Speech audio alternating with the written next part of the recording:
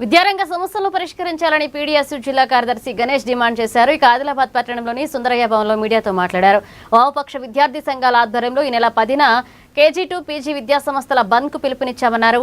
రాష్ట్ర వ్యాప్తంగా ప్రభుత్వ జూనియర్ కళాశాలల్లో మధ్యాహ్న భోజన పథకం అమలు, ప్రభుత్వ పాఠశాలల బలోపేతం చేయాలన్నారు. బంద్ కు ప్రతి ఒక్కరూ సహకరించాలని పిలుపునిచ్చారు.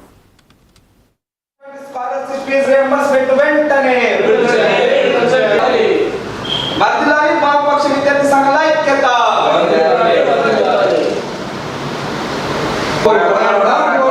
పోరాటం స్కాలర్షిప్ విడుదల చేసేంత వరకు వామపక్ష విద్యార్థి సంఘాల ఐక్యత. ఈరోజు ఆపాలి 23,000 పాఠశాలల బంధును మూసివేతలను విడుదల చేయాలి. పెండింగ్ లో ఉన్నటువంటి స్కాలర్షిప్ ఫీజు రియంబర్స్మెంట్ వర్ధిల్లాలి. వామపక్ష విద్యార్థి సంఘాల ఐక్యత విడుదల చేయాలి. పెండింగ్ ఉన్నటువంటి స్కాలర్షిప్ ఫీజు రియంబర్స్మెంట్ వెంటనే వర్ధిల్లాలి. వామపక్ష విద్యార్థి సంఘాల ఐక్యత.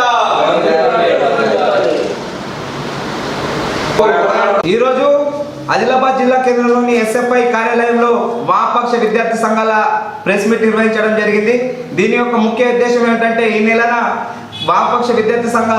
10న వామపక్ష విద్యార్థి సంఘాల ఆధ్వర్యంలో విద్యా సంస్థల బంద్ నిర్వహిస్తా ఉన్నాం. ఎందుకంటే గత 4 సంవత్సరాలుగా పెండింగ్ ఉన్నటువంటి స్కాలర్షిప్ ఫీజు రియంబర్స్మెంట్ విడుదల చేయాలని, అలాగే పాఠశాలల్లో మధ్యాహ్న భోజనం అమలు చేయాలని, మధ్యాహ్న భోజనం నాణ్యమైన భోజనం అందించాలని, అలాగే రాష్ట్ర వ్యాప్తంగా 23,000 పాఠశాలను మూసివేస్తున్నారు, దాన్ని ఆపాలని, విద్యా హక్కు చట్టం 1 పకడ్బందీగా అమలు చేయాలని చెప్పేసి ఈ యొక్క డిమాండ్లతో విద్యా సంస్థలు బంద్ నిర్వహిస్తా ఉన్నాం.